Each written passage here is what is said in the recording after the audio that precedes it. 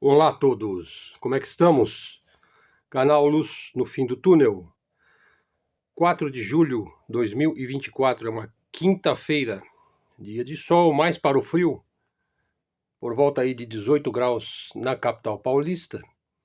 Hoje é um dia de celebração lá nos Estados Unidos da América, quando se comemora o 4 de julho de 1776, quando foi assinado lá a Declaração de Independência dos Estados Unidos da América em relação à coroa britânica, ao Império Britânico, ao Grã-Bretanha, ao Reino Unido, à Inglaterra. Tem vários nomes aí que se pode dar, mas o fato é que aquele dia, oficialmente, é o dia da independência dos Estados Unidos. Do mesmo modo, se comemora no Brasil, para os brasileiros, o 21 de abril de 1822.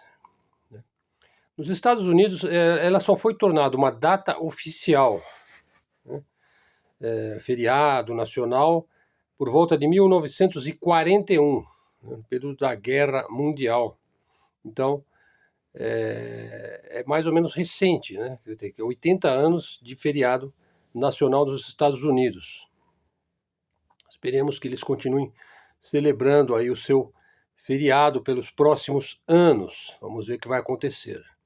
Bom, hoje o nosso assunto, se for possível, vão ter dois assuntos. Se não for, vai ter apenas um assunto. Falaram inicialmente sobre a máfia verde. A máfia verde. Também sobre o ouro brasileiro, o ouro na Amazônia. Vamos começar então falando sobre máfia verde. O termo máfia verde é usado para se referir a um conjunto de organizações não governamentais, mais conhecidas como ONG, ou ONGs no plural, né? Bem como organizações da sociedade civil de interesse público. Veja aí, é uma OCIP, que no plural fica OCIPs.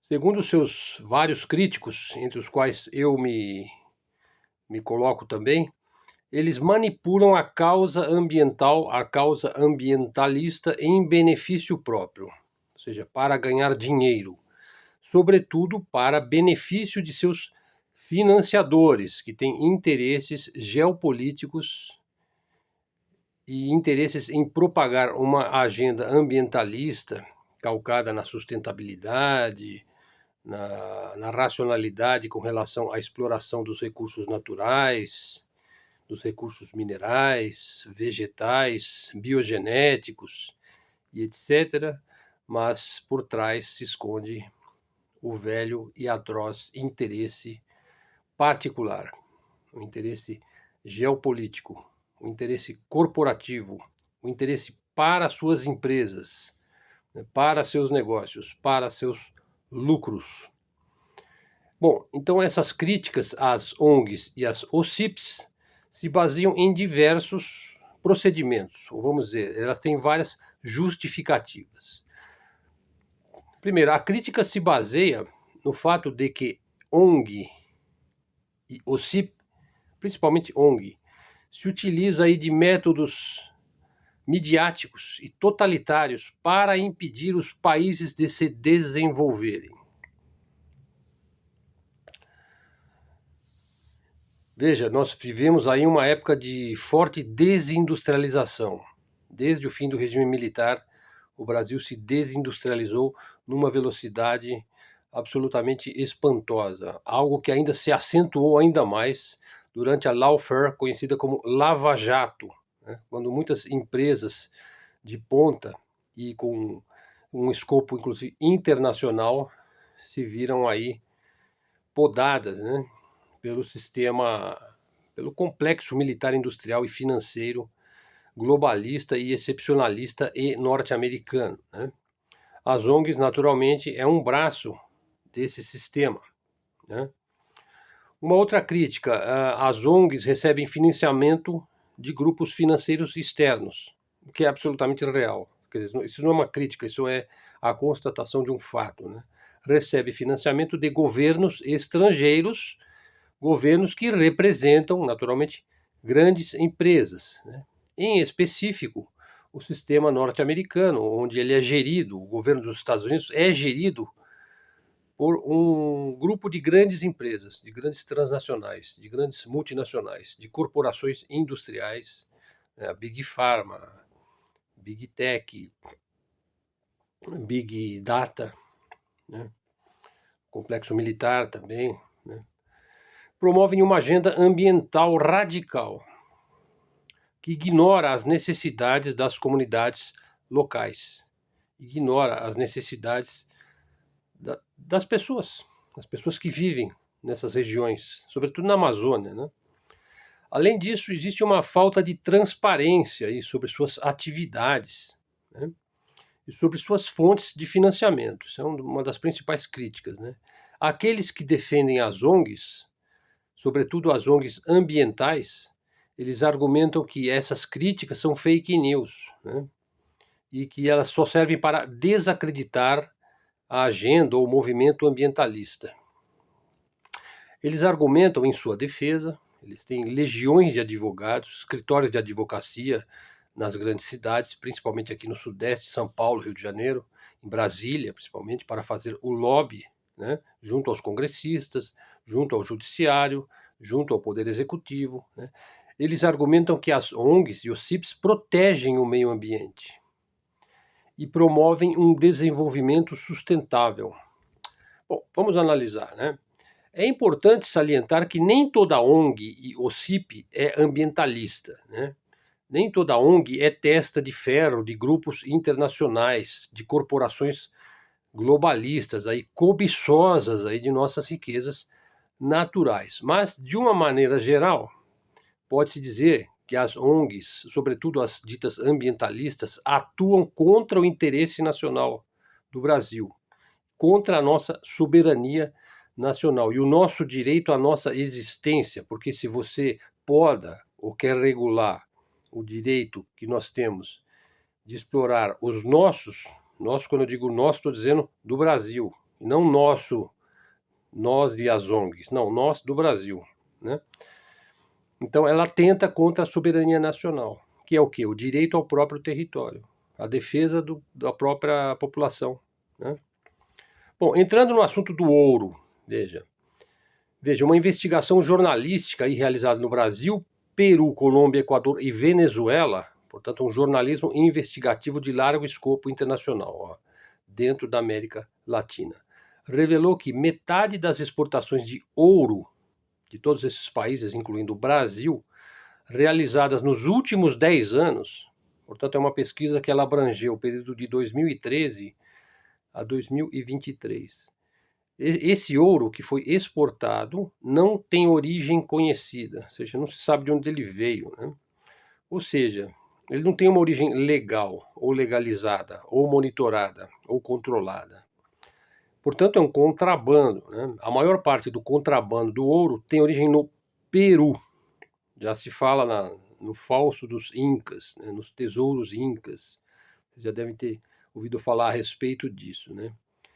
No caso do Brasil, né, entre 2015 até 2021, já não é um local de lavagem de ouro de origem irregular, né? Lavagem de ouro de origem irregular quer dizer, você vai lavar o ouro no sentido não de estar lavando o mineral, não, lavagem de ouro nos bancos, né? A lavagem do valor advindo aí da venda do ouro, né? O Brasil funciona mais como um fornecedor de ouro frio, é como eles chamam o produto que é ilegal, o ouro frio, que não é quente, não é legalizado, né? Não está devidamente monitorado, no caso pelo governo do Brasil. Portanto, ele não passou por qualquer processo de legalização. Veja, aí a gente precisa ter um pouco de cuidado aí nessa análise do que é legal e do que não é legal, né? Veja, as investigações aí feitas pela Polícia Federal do Brasil mostram que existe uma grande cooperação entre diferentes facções criminosas e garimpos ilegais de ouro na Amazônia brasileira. Veja, porque em última análise, esse mineral pertence, se ele está no Brasil, pertence ao governo do Brasil. Se ele está no Peru, ele pertence ao governo do Peru. Quando eu digo governo, quer dizer ao governo que representa o povo daquele país, né? Então, assim, tem muito transporte de ouro por rotas aéreas e fluviais, né, que são utilizadas também, as mesmas rotas aí, muitas vezes, são rotas semelhantes às utilizadas pelo narcotráfico, né, entre o Brasil e os países vizinhos. Então, grande parte desse problema, né, decorre aí da falta de controle, né, da negligência com que o próprio país trata esse tema aí do garimpo. Veja, em geral, o garimpo ele é vendido pela grande mídia, muitas vezes pautada pelos interesses das ONGs, que também tem um pé nesse negócio do garimpo de ouro ilegal na Amazônia, algumas dessas ONGs, né? Então eles colocam o garimpeiro, né, sempre como um indivíduo que depreda, né, que destrói, que degrada o meio ambiente, né? Então, assim, existe muito pouco esforço, né, no sentido de regulamentar a atividade garimpeira, né? Sobretudo no sentido de você ter um monitoramento, um mapeamento adequado aí das reservas de ouro do Brasil, né? Quem pode fazer isso, naturalmente, é o governo federal, né? Seguindo aí uma tendência que é adotada aí por vários países aí que estão preocupados aí com as suas reservas de ouro, né? Já que o mundo está se encaminhando aí para um novo tipo de reserva de moeda internacional, sendo que a desdolarização é um fenômeno que está em curso. Hoje, grandes países estão retomando a compra e a reserva de ouro. Há muito pouco tempo atrás, o dinheiro era lastreado no ouro, ou seja, ele era cotado em função da quantidade de ouro que um país tinha. Então, se você emprestava lá, digamos, 50 bilhões, né, você tinha uma reserva de ouro que justificasse aquele empréstimo. E aquele dinheiro ia ser impresso, digamos, em dólar, por exemplo, pela Reserva Federal, pela Federal Reserve lá dos Estados Unidos, né?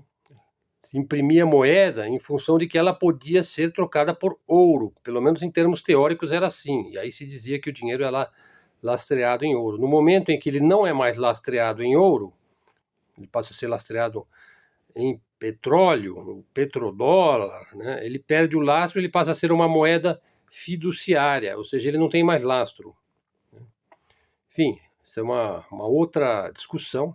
Existe também uma reserva fracionária a cargo aí do Banco Central, enfim, aí já entramos no campo da economia.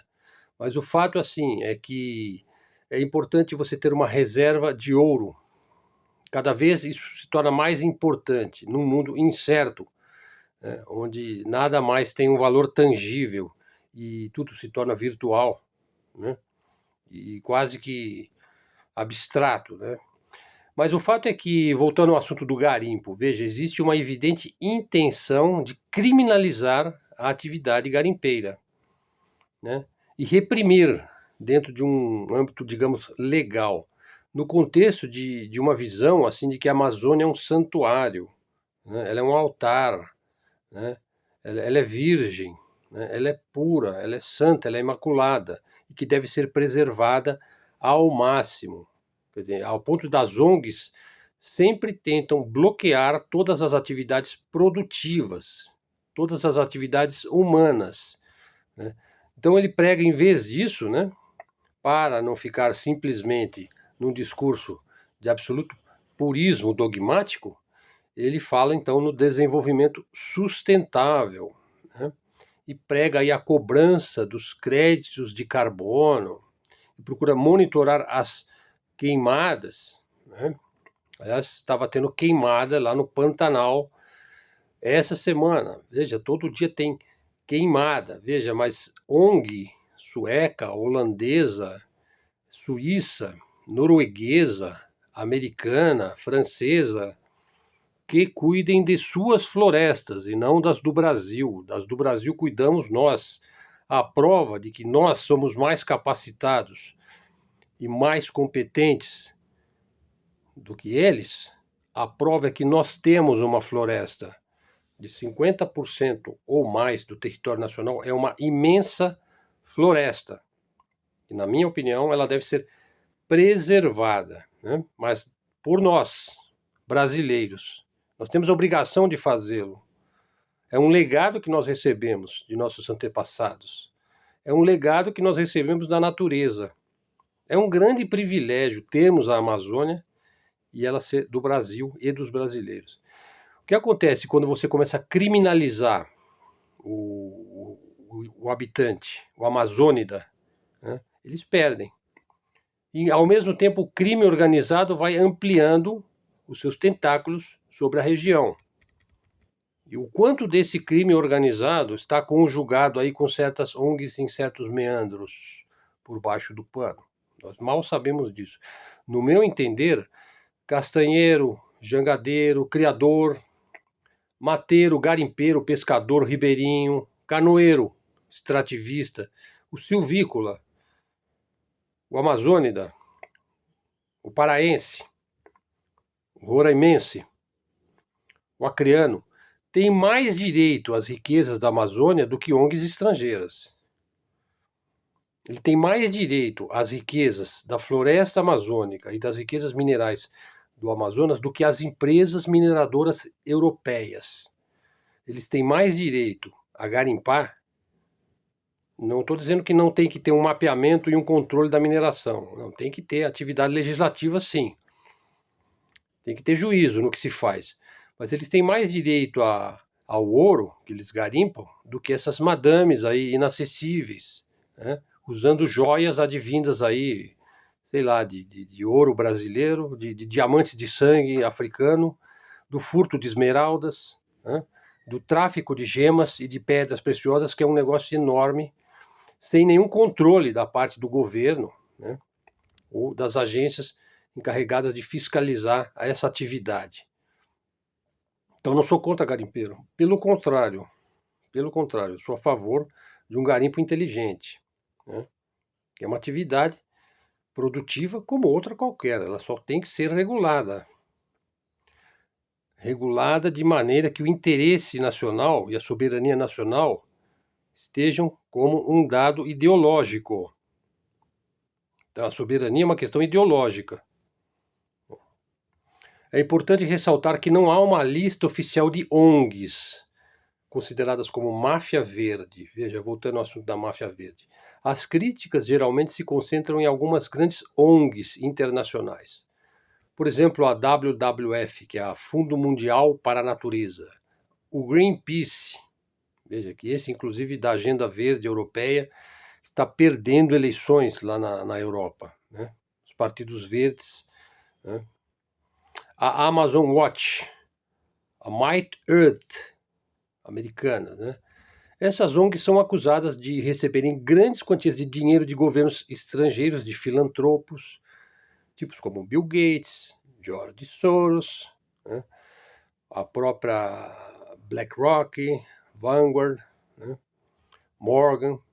Veja, então assim, elas têm agendas ambientais radicais que não levam em consideração as necessidades das comunidades locais. Não, pelo contrário, ele vai criminalizar as necessidades das comunidades locais, né? Usam métodos aí, muitos métodos que a gente pode dizer não são métodos muito democráticos, né? Para impedir o desenvolvimento do próprio país em questão, né? Ou seja, essas ONGs elas seguem fazendo sempre as mesmas coisas, né? E negam que estejam fazendo. Elas negam que elas estão fazendo, que elas fazem alguma coisa errada, né? Podem comprar consciências. Elas acham que tudo que com dinheiro você consegue tudo, né? Só molhando certas mãos para facilitar certas legislações aí, que isso é suficiente. Ora, isso não é suficiente. Veja, deve existir e existem ONGs e OCIPs aí ambientais que podem trabalhar de forma ética, transparente, inteligente, vamos dizer assim. Mas elas acabam pagando o pato por causa da má fama e da merecida fama ruim das ONGs que são nocivas ao Brasil e aos brasileiros. Por exemplo, aí o Instituto Socioambiental, a ISA, desculpe, SOS Amazônia, Fundação SOS Mata Atlântica, né? Essas ONGs elas deveriam estar subordinadas a uma agência ambiental do meio ambiente do governo federal, que por sua vez deveria atuar no interesse nacional, na soberania nacional. Então, essas ONGs são acusadas aí, então, concluindo, de receber financiamento do exterior, têm ligações com partidos políticos, geralmente os ditos de esquerda, né? Mas veja, lembrando que aqui se refere à esquerda liberal, que não é de fato uma esquerda, né? Mas é uma agenda do próprio globalismo. Então não importa se é de esquerda, se é de direita. Por quê? Por outro lado, você tem uma direita que se refestela em Miami, né? Vive defendendo os Estados Unidos, vive batendo palmas aí para o sionismo israelense, que está exatamente por trás das ONGs, né? Então essa direita festiva aí, israelense, e excepcionalista americana aí, não é melhor do que essa esquerda liberal, que é chamada esquerda travesti, que se vende como esquerda ou se vende como direita, mas no fim das contas é a mesma coisa. Ou seja, trabalha nos bastidores pelos interesses dessas mesmas ONGs. Então terminamos aqui a primeira parte do vídeo. Veja, a segunda parte seria para falar sobre o conceito de Ocidente e civilização. Contudo, é um assunto bastante extenso e que eu vou deixar para um segundo vídeo. Muito bem, pessoal. Estamos aqui com 21 minutos. O nosso canal, o canal está crescendo. Veja, ontem eu fiz um vídeo. Veja, deixa eu abrir o vídeo aqui do canal. Ele se chama assim, o canal de ontem. Deixa eu só abrir aqui o meu blog. O canal de ontem. Canal não. Ele se chamou assim, o vídeo de ontem, né? Putin prepara golpe fatal na OTAN, né? Mas na verdade a frase foi dita pelo Scott Ritter, né? E eu usei como título do vídeo. Veja, eu já falei a respeito dessa questão do título do vídeo. Veja, títulos inexpressivos, né? As pessoas não assistem, não ouvem, não seguem. Isso não quer dizer que esse título seja bombástico. Putin prepara realmente um golpe fatal na OTAN. Isso está em preparação, né? Veja, segundo o que se disse, ontem houve um certo recuo. Dizem que houve um telefonema. Agora, não sei se foi entre o Vladimir Putin ou entre o ministro das Relações Exteriores, o Lavrov. Também não sei se ele vai falar com o Joe Biden. O Joe Biden é um indivíduo que mal consegue segurar um telefone, né? Quanto mais falar com propriedade, né? Falar com objetividade, né? O indivíduo agora está sendo... enfim, tudo indica que o Joe Biden vai desistir aí de concorrer à presidência contra o Donald Trump. E parece cada vez mais provável que o Donald Trump já está com as cordinhas do Deep State nele, né? Quer dizer, ele já está na reta final, né? Pelo menos é o que está parecendo, né? Que o Joe Biden vai desistir do páreo para não perder, talvez até para não perder feio, né? E pode ser que já esteja acordado aí Donald Trump com o próprio Deep State, porque ele tem sempre um pezinho lá, né? Tem as eminências pardas, os conselheiros, os neocons, os lobbies em torno dele, né? Mas é importante se dizer que se houve esse telefonema, se é que houve, seria um recuo da parte dos Estados Unidos. Também se diz que após aquele ataque lá na Crimeia, míssil com bomba cluster, que espalha estilhaços numa praia, né, idílica, onde estão lá crianças, famílias, né? Não muitas, mas algumas ali, né? Que é claramente um ato terrorista, né? Um ato abominável, né?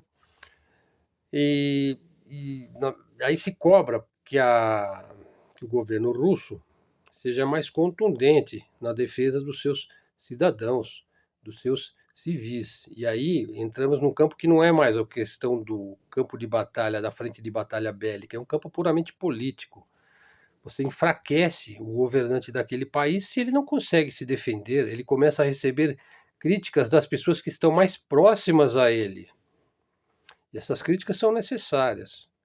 Então já há quem defende, na ala mais íntima do presidente da Rússia, que se destrua e que se abata os drones americanos que navegam livremente pelo Mar Negro, né? Então, segundo se disse, foi abatido um drone, nós não sabemos, mas que adianta abater um drone? Sabe, a guerra eletrônica ela tem sido bastante favorável à Rússia, mas isso não impede ações terroristas. Se tiver mais uma, digamos essa semana, mais uma o mês que vem, ele pode até cair e subir um indivíduo bastante mais radical, né? Por exemplo, o Medvedev, né? Que defende abertamente que se joga por uma questão de... Veja, a persuasão agora ela não é persuasão oral da fala, ela é uma persuasão efetiva. Olha, eu vou jogar uma bomba nuclear tática aqui em Varsóvia, eu vou jogar, deixa eu ver, uma em Varsóvia, uma em Helsinki, né? Apenas para dissuadi-los da sua retórica belicista contra a Federação Russa. Quando a coisa chega nesse ponto, é melhor dar um telefonema, né? Tipo, ó, vocês vão continuar jogando grupos terroristas aqui no nosso teatro, aqui no Crocus Circus Hall, vocês vão continuar a jogar mísseis com balas cluster numa praia em Sevastopol, e por aí vai, né? Então, a coisa está nesse pé. Bom, terminando então, pessoal, vamos aguardar os acontecimentos. Hoje, então, foi um vídeo sobre ONGs, sobre a defesa da soberania nacional e dos interesses nacionais. Veja, isso não é um romantismo, você defender o boiadeiro, né? O garimpeiro, o gaúcho, né? O ribeirinho, o pescador, o catador de caranguejo, né? Você defender aí o indivíduo típico, regional, local, que tem às vezes um modo de vida ancestral, né? Não é romantismo do Castro Alves, do Gonçalves Dias, isso não é indianismo. Não, isso simplesmente a questão é que somos brasileiros, né? E temos que pensar na nossa soberania. O que é soberania? Defesa do território nacional. A defesa do povo brasileiro é a capacidade de defender o território, a capacidade de defender a população, é a capacidade de educar a educação, que é o ponto, aliás, mais importante de todos. Ter uma educação efetiva. Imitar os modelos que funcionam. E não é só imitar, você tem que imitar aquilo que dá certo e você também tem que saber o que fazer com aquela imitação. Então você imita aquilo que é bom.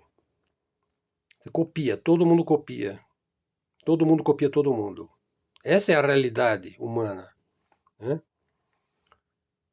Os americanos copiaram os ingleses, né? Os chineses copiaram os americanos. Nós temos que copiar quem? Nós temos que copiar aquilo que dá certo. Aquilo que pode dar certo.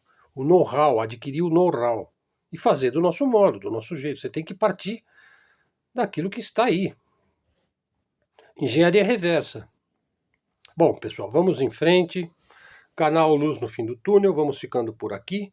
Você também encontrará na forma de áudio, lá no podcast Luz no Fim do Túnel, no Spotify, na forma de áudio. Então você pode simplesmente ouvir a nossa elocução, a nossa explanação. Deixaremos então para amanhã, possivelmente, o vídeo sobre o que é o Ocidente, o que é a civilização ocidental. Agradeço aí a presença de todos. Não deixe de dar um like no nosso vídeo. Torne-se seguidor do canal. Traga um seguidor para o canal. Se quiser se tornar membro do canal e ajudar o canal já está monetizado. Prossigam nos comentários, darei a resposta a todos os comentários na medida do possível. O canal não é de polarização política, não é de esquerda, nem de direita, nem de centro, é soberanista, é nacionalista, né? E é de análise política, cultural, geopolítica, atualidades, enfim, é um canal para lançar uma luz aí no fim do túnel. Então, obrigado a todos, até a próxima e fiquem com Deus.